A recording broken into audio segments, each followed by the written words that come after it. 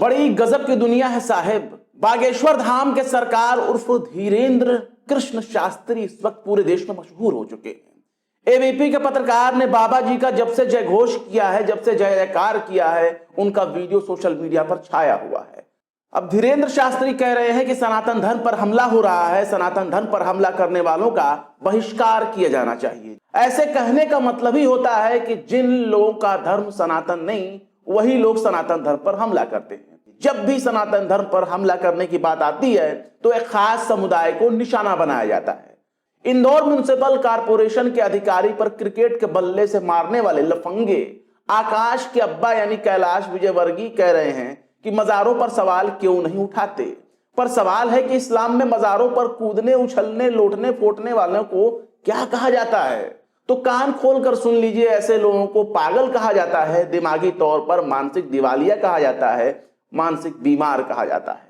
जब मुसलमान इन सब चीजों को मानता ही नहीं तो बागेश्वर वाले धीरेंद्र शास्त्री पर उठने वाले सवालों का जवाब मुसलमानों से क्यों पूछा जा रहा है?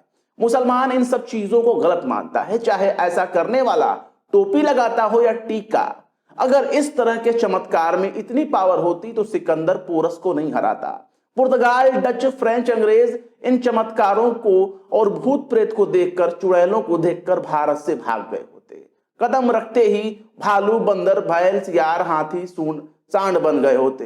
भारत के किसी भी इलाके पर आज तक वो राज नहीं किए होते। मुगल और मंगोलों का नस्ल खत्म हो गया होता। मोहम्मद बिन कासिम भूत प्रेत से कांप रहे होते और मोहम्मद गजनवी भारत न आए होते।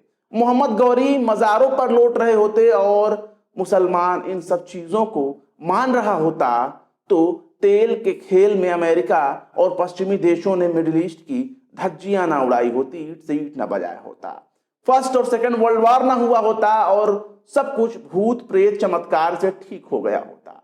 बागेश्वर धाम में बाबा धीरेंद्र शास्त्री के चमत्कार से इस वक्त भारत के न्यूज चैनल रंग चुके हैं। बाबा के दरबार में पत्रकार जयकारे लगा रहे हैं और उनको चमत्कार और ज्ञान का सर्टिफिकेट बांट रहे हैं। कह रहे हैं कि बाबा धीरेंद्र शास्त्री की जय।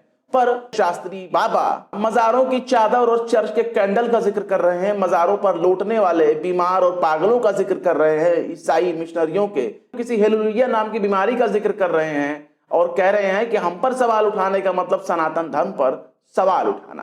पर सनातन धर्म पर सवाल उठाने वालों का बहिष्कार किया जाना चाहिए। ऐसे में सवाल है कि जब सनातन धर्म पर सवाल उठाने वाले मुसलमान नहीं हैं, सनातनी हैं, तो फिर मुसलमान कौन सी खेत की मूली हैं?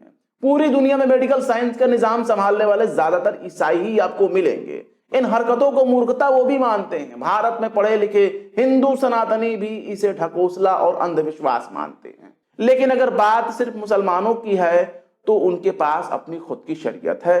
अब कुछ लोग कहेंगे कि मजारों पर चीखने चिल्लाने वाले कौन हैं? तो भैया आप उनसे ही पूछ लीजिए कि उनमें उछलने, कूदने, चीखने, चिल्लाने और लोटने फोटने वालों में कितने मुसलमान हैं। मजार बिल्कुल भी इस्लाम का हिस्सा नहीं है और इस्लाम में कब्र पर जाने की इजाजत दी जाती है, चाहे कब्र कच्ची हो या पक्की, चाहे उस पर इमारत क्यों ना बना दी जाए। मुसलमानों में मरने के बाद इंसान की रूह वापस वहीं लौट जाती है जहां से दुनिया में आई थी। भूत प्रेत, शैतान, पिशाच, चुड़ैल, ये सब गांव देहातों में फर्जी बाबाओं और ढोंगी पाखंडियों के बीच में पाया जाता है। इनका इस्लाम से कोई संबंध नहीं, इस्लाम में नहीं पाया जाता। कुरान में शैतान और जिन्न का जिक्र है, जिसका मतलब भूत प्रेत, चुड़ैल, पिशाच, आत्मा या फिर डायन नहीं है। कुरान में जिन्न उस मखलूक को कहा जाता है जिसकी पैदाइश आग से हुई है, जैसे इंसानों के मिट्टी से पैदा किया गया है। जिन्न को भी इंसान की तरह इबादत करने के लिए पैदा किया गया है। इनको देखने की ताकत इंसानों में नहीं है, यानी इंसान इनको किसी भी तरह से नहीं देख सकते, यानी वो इंसानों को कभी नजर ही नहीं आएंगे। वैसे भी इबादत के लिए पैदा किए गए जिन्नों के पास इतना फालतू वक्त तो बिल्कुल भी नहीं है कि वो मजारों पर किसी के जिस्म में घुसकर उछल कूद मचाएं, नाचे गाएं, और ना ही उनके पास इतना फालतू वक्त है कि वो मजारों के पीछे अपना वक्त जाया करें। कुल मिलाकर इस्लाम में जादू टोना हराम है और इसे शैतानी अमल कहा जाता है। ऐसे लोगों को शरीयत में कोड़े मारने और बीच चौराहे पर सबके सामने मुंडी धड़ से अलग कर देने का प्रावधान है। मतलब इसे इस्लाम में अपराध माना जाता है। पर शैतान उसे कहा जाता है जो बुरे रास्ते की तरफ आपको धकेलता है। उन जिन्नों को भी शैतान या खबीस कहा जाता है जो इंसान को परेशान करते हैं। एक शैतान तो बाकायदा बच्चे के पैदा होने के साथ ही लग जाता है, जो इंसान के मरते दम तक उसे नेक काम करने से भगाता है, उससे सीधे और सच्चे रास्ते पर चलने से रोकता है, दूसरों की भलाई करने से रोकता है और इंसानों में फूट डालता है, नफरत फैलाता है और लोगों के बीच में आग लगाता है। अब आप इसे ये मत कह देना कि मैं खास सियासी पार्टी या किसी खास संगठन को शैतान कह रहा हूं। कुरान में शैतान और परेशान करने वाले जिन्नों से बचने के लिए बाकायदा कई तरह के सूरे और आयत मौजूद हैं, जिनको मुसलमान घरों में पैदा होने वाला बच्चा अरबी भाषा में मुंह ज़बानी याद कर लेता है, एकदम कंठस्थ कर लेता है और इन कुरानी आयतों को नमाज में भी पढ़ता है। इनको तंत्र मंत्र जादू टोना नहीं कहा जाता।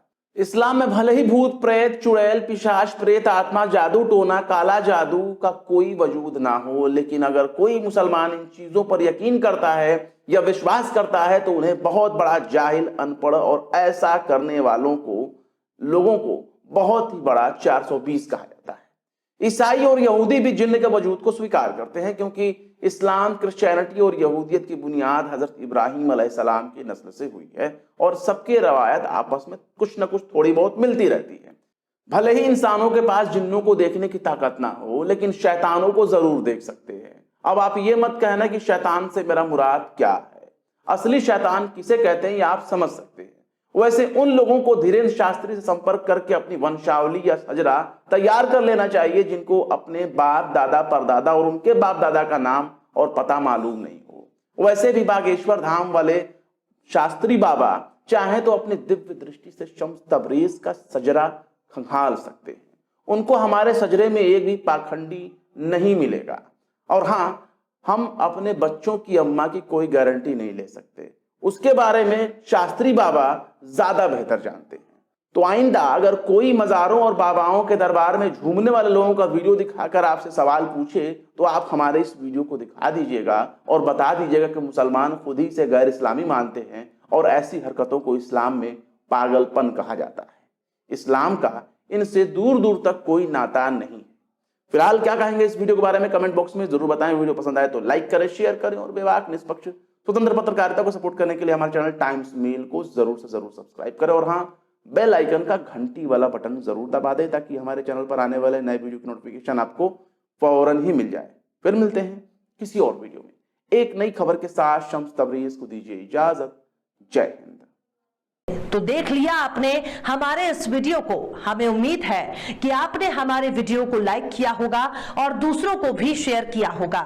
अगर अभी तक आपने हमारे चैनल टाइम्स मेल को सब्सक्राइब नहीं किया है तो जल्दी से सब्सक्राइब कर दें और बेल आइकन भी प्रेस कर दें।